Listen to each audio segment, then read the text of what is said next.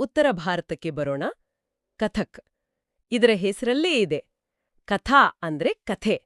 ಕಥೆಗಳನ್ನ ನೃತ್ಯದ ಮೂಲಕ ಹೇಳೋದು ಇದರ ವಿಶೇಷತೆ.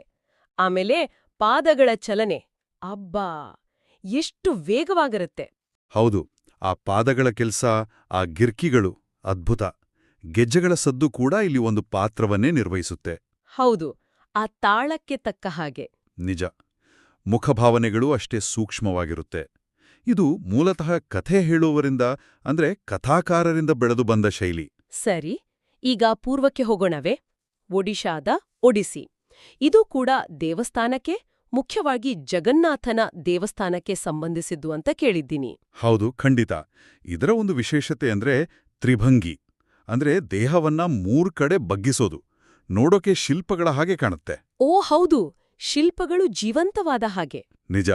ಆ ದೇವಸ್ಥಾನದ ಗೋಡೆಗಳಲ್ಲಿರೋ ಶಿಲ್ಪಗಳ ಭಂಗಿಗಳೇ ಈ ನೃತ್ಯದಲ್ಲಿ ಕಾಣಿಸ್ತವೆ. ತುಂಬಾ ಲಾಲಿತ್ಯ ಇರುತ್ತೆ.